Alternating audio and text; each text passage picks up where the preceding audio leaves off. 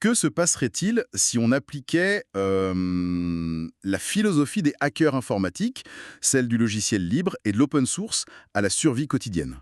Oh, vaste programme. Ouais, et carrément à l'organisation d'une ville entière. Imaginons une seconde une partie de Monopoly. Mais attention, pas le Monopoly classique qu'on connaît tous, hein. Ça serait trop simple, ben oui. Exactement. Dans cette version, la banque centrale du jeu s'arroge le droit de changer les règles à chaque tour. Genre en pleine partie, sans prévenir personne. Voilà. Elle décide soudainement que les billets en circulation perdent, disons, la moitié de leur valeur par le simple mécanisme de l'inflation. Ça pique. Et ça s'arrête pas là. Elle t'interdit d'acheter des propriétés dans certains quartiers sans un pass spécifique, et pire encore, elle exige de tracer absolument chaque transaction entre les joueurs. Donc la banque, c'est tout ce que tu fais, avec qui et quand. C'est ça. Et la réaction habituelle de la plupart des gens, ben, ce serait de continuer à jouer en râlant, tout en espérant secrètement faire un double 6 au prochain tour pour s'en sortir. Ce qui est une métaphore redoutablement efficace en fait. On reste souvent assis à la table de jeu simplement parce qu'on a intériorisé l'idée que c'est l'unique plateau disponible, quoi. C'est le seul jeu en ville. Exactement. Les règles truquées finissent par être acceptées, moins par adhésion idéologique que par la force de l'habitude ou par un profond sentiment d'impuissance systémique. Le constat est là, c'est clair. Mais l'exploration d'aujourd'hui, notre plongée en profondeur dans les sources du jour, ça s'attaque à un projet qui propose une méthode d'évasion radicalement différente. Une méthode qui sort vraiment de l'ordinaire, ouais. L'objectif, c'est pas de renverser la table de Monopoly par la violence, ni même de rédiger des pétitions pour supplier le banquier de modifier ses propres règles. Non, le concept c'est plutôt de se lever calmement, de quitter la pièce et d'utiliser des plans en libre accès pour fabriquer un tout nouveau jeu. C'est exactement la mission de notre analyse aujourd'hui. On va décortiquer un écosystème assez méconnu, mais extrêmement structuré. Ça s'appelle l'Aterico. Un acronyme assez long d'ailleurs. Ah oui, très longue. Ça veut dire localiser des alternatives de transition éthique en réseau relationnel d'échange de connaissances opérationnelles. Rien que ça. Ça pose le décor. Et pour analyser ce phénomène, il faut bien comprendre que notre matériel source, il sort complètement des sentiers battus. C'est pas un livre de la FNAC, quoi. Pas du tout. On n'est pas face à un essai d'économie classique publié chez un grand éditeur. Toute l'architecture de ce projet repose en fait sur un blog massif. Un vrai labyrinthe. C'est ça, une plateforme numérique tentaculaire.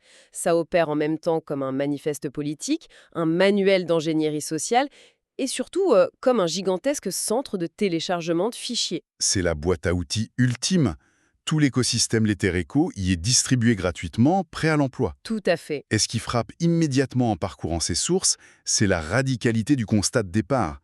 Avant même de proposer de télécharger le moindre PDF, les créateurs de ce blog consacrent des centaines de pages à expliquer pourquoi l'urgence de s'extraire du système est vitale selon eux. Oui, dans un document central qu'ils appellent le manuel de la souveraineté intégrale.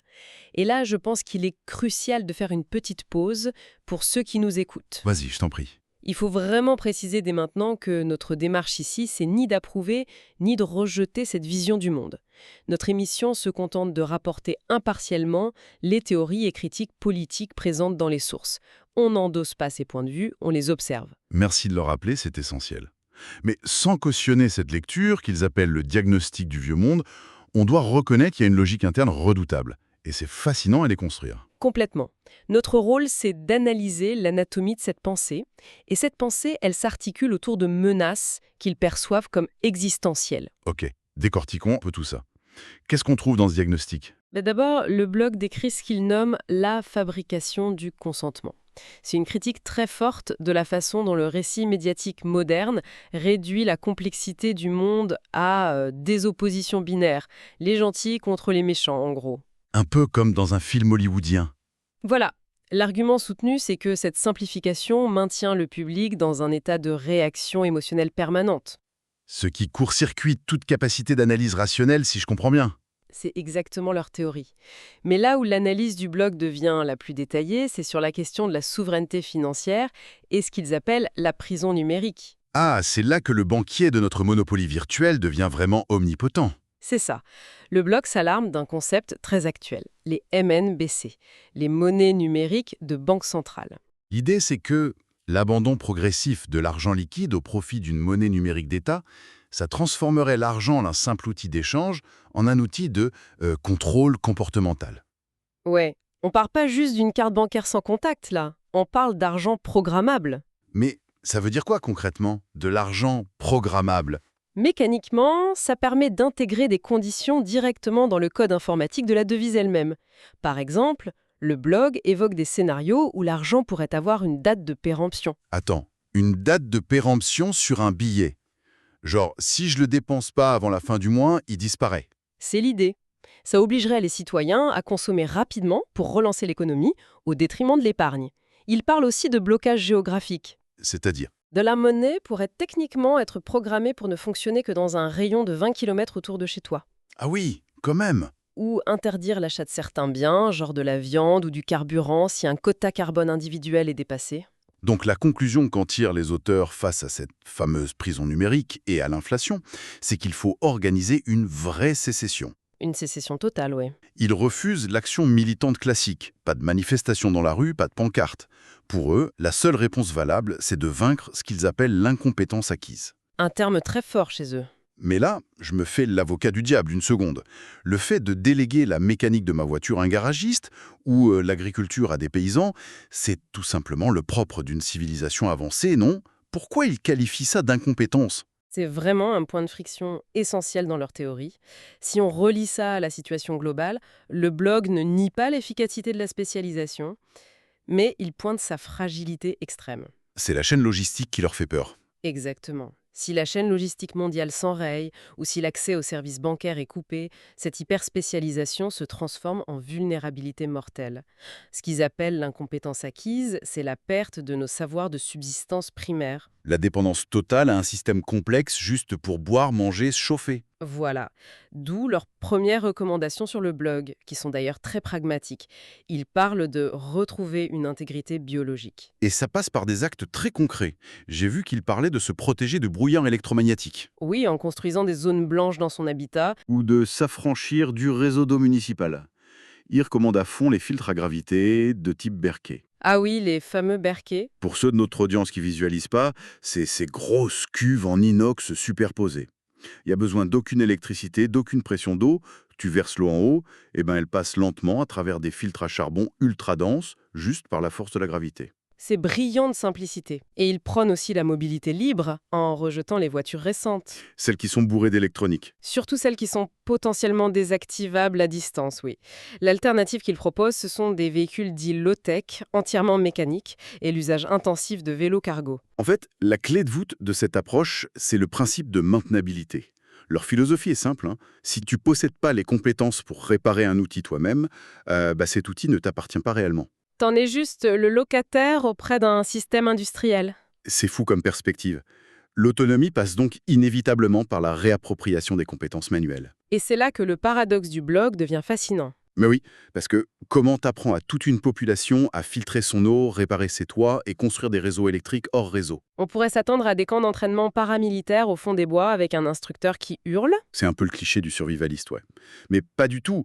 La solution centrale, que l'on peut télécharger sur leur site web, c'est un jeu. Le jeu Latero Echo. Les auteurs proposent d'utiliser le ressort le plus vieux de l'humanité, le côté ludique, pour s'échapper d'une crise systémique mondiale. Et sous ces airs de jeu de société convivial, c'est en réalité un programme d'ingénierie pédagogique très dense. Comment ça marche concrètement? L'architecture du jeu est divisée en 90 thèmes d'apprentissage. Ils sont répartis en 4 sphères d'évolution concentrique. On démarre par l'être. L'individu en lui-même. C'est ça. Ça aborde la psychologie, la gestion de l'éco-anxiété et la gestion du temps. Ensuite, le niveau suivant, c'est le foyer. Là, on repense son propre habitat. L'isolation, la production de nourriture à petite échelle. Et ensuite, l'échelle grandit encore. Le troisième domaine, c'est la communauté. Le joueur doit penser sa résilience avec ses voisins directs. Et le dernier niveau. On termine par la société. C'est pour repenser les arts, la culture et l'éducation de manière partagée. Mais ce qui donne tout son poids à ce jeu, à mon avis, ce sont les tranches techniques que les joueurs tirent au sort. Le blog fournit des documents extrêmement pointus là-dessus. Le jeu confronte les participants à des défis très, très réels. Par exemple, il y a des cartes sur la phytoépuration. Ah oui, très important ça. Pour expliquer rapidement, il s'agit de traiter ses propres eaux usées en les faisant couler à travers une série de bassins remplis de roseaux et de graviers. Et les bactéries des racines purifient l'eau naturellement, sans aucun produit chimique. Magique. Et il y a d'autres défis sur la construction d'habitats alternatifs autonomes, comme la Carter. C'est un concept fascinant, la Carter.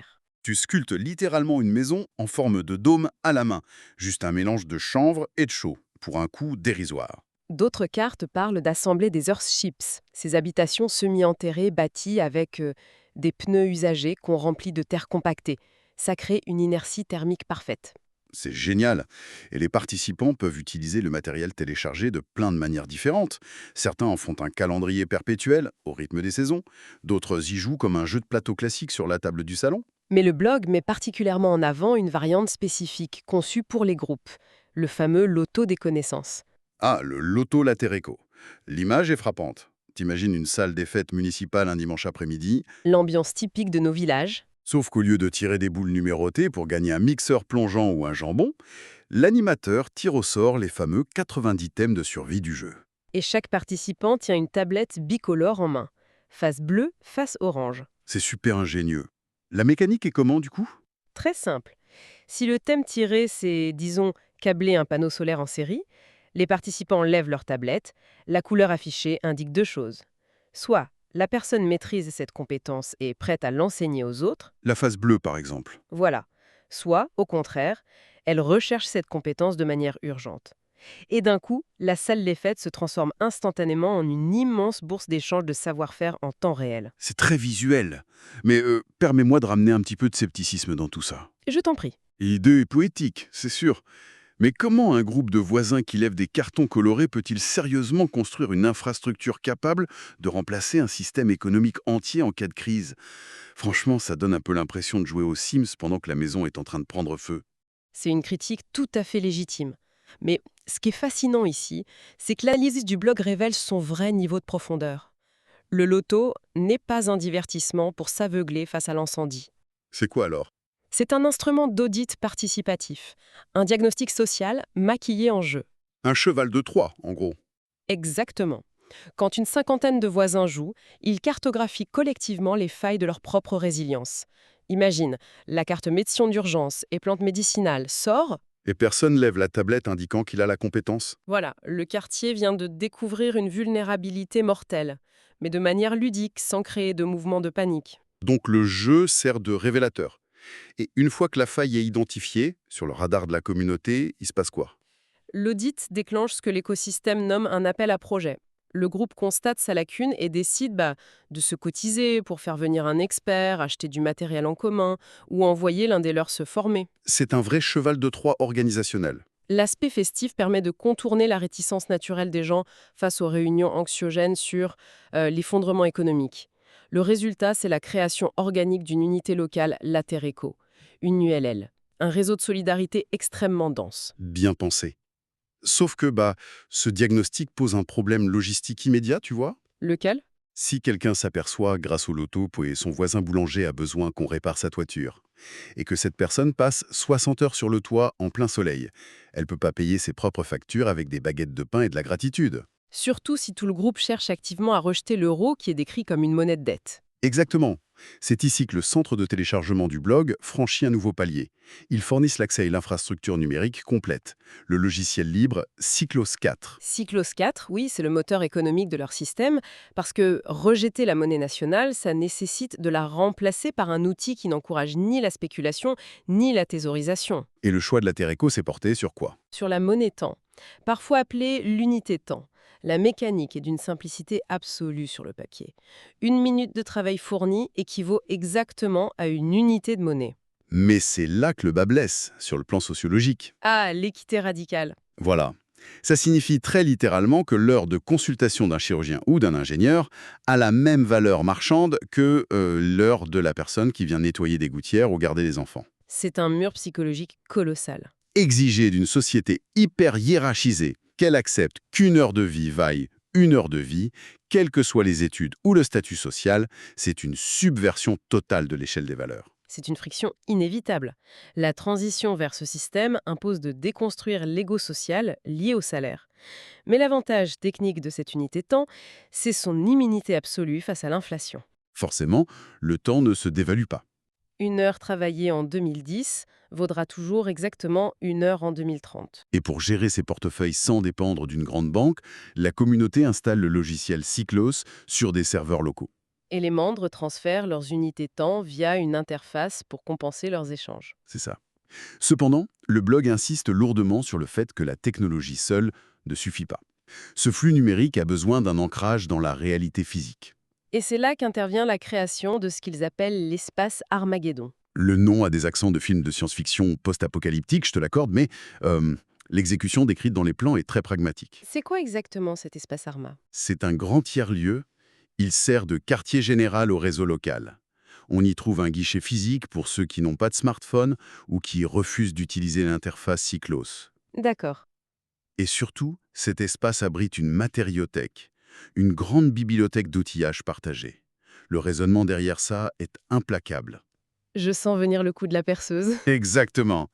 Dans une rue de 50 maisons, il est absurde et non écologique d'avoir 50 perceuses, 50 tronçonneuses et 50 bétonnières qui dorment dans des garages 99% de l'année. C'est un non-sens total. Donc on centralise tout dans l'espace Armageddon et on emprunte les outils en payant la location en unité temps. C'est brillant.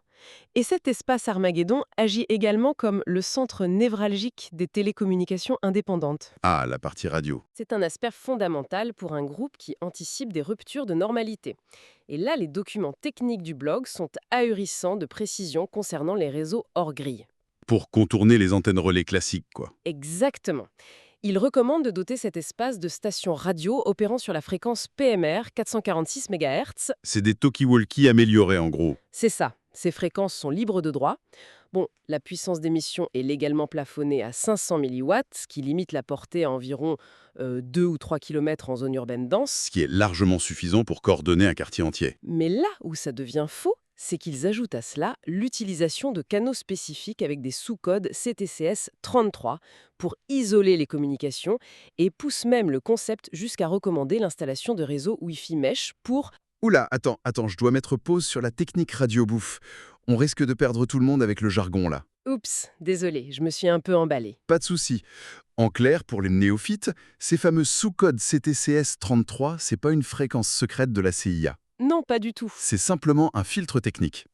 Ça permet de bloquer le bruit de fond et les autres utilisateurs de la radio pour que seul le groupe local puisse s'entendre clairement sans interférence. C'est exactement ça, pardon pour le jargon. Mais concernant les réseaux Wi-Fi Mesh ou réseaux maillés, concrètement, comment on crée un Internet local sans ligne de fibre optique ou sans fournisseur d'accès officiel comme Orange ou Free? Alors, excellente clarification. Le fonctionnement d'un réseau maillé, ou mesh, ça repose sur le fait de se passer d'une autorité centrale. Ok, Dans un réseau Internet normal, tous les ordinateurs de la rue se connectent à une grosse box qui elle-même est reliée à un câble appartenant à une multinationale. Si ce câble est coupé, plus rien ne marche. le fameux point de défaillance unique. Voilà. Dans un réseau maillé, on modifie les routeurs Wi-Fi des maisons pour qu'ils communiquent directement de proche en proche. La box de la maison A se connecte sans fil à la maison B, qui relaie l'information à la maison C. D'accord, c'est une chaîne. Et si la maison B tombe en panne, le réseau redirige automatiquement le signal vers une autre maison pour atteindre sa destination. L'espace Armageddon héberge un serveur local sur ce réseau maillé. Ce qui veut dire que même si l'Internet mondial s'effondre, Le quartier dispose toujours de son propre intranet sécurisé pour gérer les unités temps de Cyclos et communiquer via des messageries internes. cette architecture de redondance est impressionnante. Et elle nous amène directement à l'un des plus grands mystères de ce projet. Quel mystère, Sam! Quand on prend un peu de recul, on réalise que l'écosystème Latereco a mis au point un produit clé en main d'une valeur marchande inouïe. Ah oui, sur le plan commercial, ça vaut de l'or. Le jeu de plateau minutieusement calibré avec ses 90 fiches, les paramétrages du logiciel, les tutoriels techniques, les statuts juridiques, n'importe quelle start-up aurait breveté tout ça pour créer une franchise juteuse. Ils auraient vendu l'accès à ce blog sous forme de séminaire en ligne facturé des milliers d'euros, c'est clair. Pourtant, c'est l'inverse absolu qui se produit. Pourquoi ? Toute l'architecture du site est en fait une gigantesque preuve par l'acte de leur philosophie. Le blog n'a pas de paywall, pas de barrière à l'entrée, c'est un portail de distribution pure. Les fameux liens de téléchargement sont omniprésents. On trouve des fichiers zip contenant l'intégralité du matériel de jeu, prêt à être envoyé chez un imprimeur local ou imprimé chez soi. Et le manifeste de centaines de pages est téléchargeable gratuitement en format PDF. Pareil pour les tutoriels pour fabriquer un filtre à eau ou monter des panneaux solaires. Ça redirige vers des playlists YouTube en accès libre. Et même s'il existe une redirection vers la plateforme Helloasso pour soutenir financièrement le projet, absolument rien n'est bloqué derrière une obligation de paiement. L'ensemble de l'œuvre est placé sous une protection légale très particulière. Il détaille ça sur le blog sous le nom de copyright libre. Le copyright libre, c'est un modèle juridique directement hérité de la culture du copyleft. C'est très proche de certaines licences Creative Commons, spécifiquement celles qui autorisent l'attribution et le partage dans les mêmes conditions, tout en interdisant formellement l'utilisation commerciale. Les termes de ce copyright libre sont hyper transparents. Quiconque atterrit sur ce blog a le droit inaliénable de télécharger la totalité des outils, de les copier